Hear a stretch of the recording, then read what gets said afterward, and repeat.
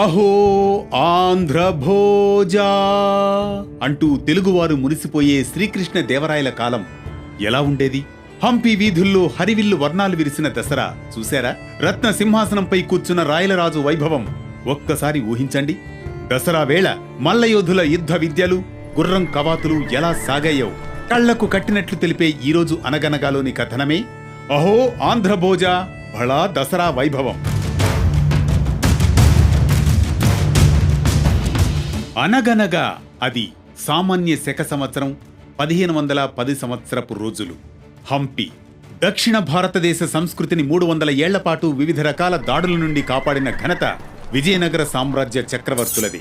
కాకతీయ సామ్రాజ్య పతనం మొదలు ఆంగ్లేయుల ఉద్ధృతి బలపడే వరకు విజయనగర రాజుల ప్రభావమే మన తెలుగు ధనానికి ఆలంబనగా నిలిచిందంటే ఆశ్చర్యం ఏమాత్రం లేదు. విజయనగర సామ్రాజ్య రాజులు మన సంస్కృతి సంప్రదాయ సంరక్షకులు. మన పండుగలను, పర్వదినాలను రాజ్యంలో వేడుకలుగా నిర్వహించిన కనుల పండుగైన చరిత్ర విజయనగర చక్రవర్తులది. అందులో పండుగలతో పాటు తెలుగుదనాన్ని కూడా దశ దిశలా వ్యాప్తి చేసిన దివ్య భవ్య దీప్తిమంతుడు, ఆంధ్ర భోజుడు, విజయనగర సామ్రాజ్య నిర్మాణ తేజో విరాజు, సాహితీ సమరాంగణ సార్వభౌముడు శ్రీకృష్ణ దేవరాయలు. రాజులే పోయినా, రాజ్యాలు కూలినా ఆనాటి దసరా మాత్రం ఆనాడు ప్రత్యక్షంగా వీక్షించేందుకు వచ్చిన విదేశీ యాత్రికుల పర్యాటకానికి సాక్షిగా, చారిత్రక జ్ఞాపకాలుగా ఏనాటికి నిలిచిపోయి మనకెన్నో సంగతులు చెబుతాయి. ఆనాటి విజయనగర సామ్రాజ్య సారస్వతం, పండుగల వైభవం, అక్కడ ఆనాడు జరుపుకున్న దసరా సంబరాల అనుభవాలకు అప్పటి చరిత్ర సిరా చుక్కలే ఆధారం. విజయనగర రాజుల హయాంలో హంపిలో దసరా అంటే ప్రజలకు ఓ సరదా. 360 డిగ్రీల కోణంలో ప్రజలకు దర్శనమిచ్చే దసరా దిబ్బ అనే ఘనమైన వేదిక ఏర్పాటు. దసరా వేడుకల మొదటి రోజు అంతఃపురం నుంచి దేవి విగ్రహంతో వచ్చే శ్రీకృష్ణ దేవరాయలు. విగ్రహం చుట్టూ బంగారు, కెంపు, ముత్యాలతో అలంకారాలు, వేద పండితుల సమక్షంలో హోమాలు, ఉదయమే దుర్గాదేవి విగ్రహానికి పూజలు, వేదనాదాలు, పండితుల ఆశీర్వచనాలు, రాత్రివేళ దీపాల వెలుగులు, అమ్మవారి ముందు సంగీతం, నాట్య ప్రదర్శనలు.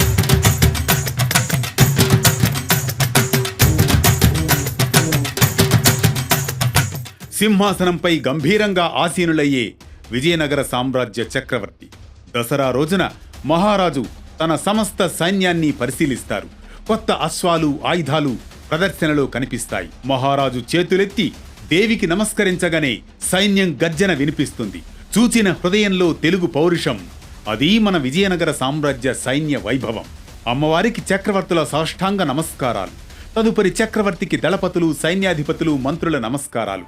హంపి వీధుల్లో వెలుగుల వర్షం. ప్రతిరోజు ఒక్కో ప్యాలెస్లో ఒక్కో వేడుక. సంగీతం, నృత్యం, వాద్య గానాలు, అశ్వాలు, గజరాజులకు పూజలు, దేవీ రూపంతో ప్రత్యేక బంగారు నాణేల ముద్రణ, దేశమంతటా మల్ల యుద్ధాలు, వినోద కార్యక్రమాలు. విజయదశమి రోజున సైన్యం ప్రదర్శనలు, ఆయుధాల ప్రయోగాలు, గుర్రాల పందాలు, యోధుల ధైర్య సాహసాలు, రాజ్య ధర్మం, సంకల్ప శక్తి ప్రతిబింబం. ప్రజలలో విజేతలకు స్వర్ణ పతకాలు, నాణేల బహూకరణ. సంగీతం, నృత్యం, ప్రజల హృదయాలకు ఆహ్లాదకర సమరాంగణం. ఈ దసరా ఉత్సవం కేవలం పండుగ కాదు, భక్తి, శౌర్యం, సాంస్కృతిక వైభవం కలిసిన దివ్య దసరా. గుర్రపు పందాలు, ఏనుగుల పోటీలు, వీరుల కత్తి యుద్ధాలు, ఎటు చూసినా ఉత్సాహభరిత వాతావరణం. ఉదయం మోగే ఘంటానాదం, వేద ఘోషలు, భువన మోహనం. మధ్యాహ్నం పూట మల్ల యుద్ధాలు. విజయనగర రాజుల మానవతా దృక్పథానికి, కరుణ హృదయానికి నిదర్శనం. పోటీలలో గాయపడిన వారికి వెంటనే చికిత్స కల్పించే ప్రత్యేక ఏర్పాట్లు. చివరగా మహారాజు సతీపుత్రులతో దేవికి నమస్కరించి అంతఃపురానికి వెళ్లడం వీక్షిస్తే అనిపిస్తుంది ఆనాటి చక్రవర్తులు నిర్వహించింది కేవలం దసరా ఉత్సవం కాదని, అది దైవ సేవేనని. శౌర్యం, భక్తి, శోభ అన్నీ కలిసిన ఓ సరదా విజయనగర సామ్రాజ్యంలో జరిగే దసరా. మరో దీప్తి కథనంతో మళ్లీ కలుసుకునేంత వరకు కొనసాగుతూనే ఉండండి వేటు న్యూస్తో.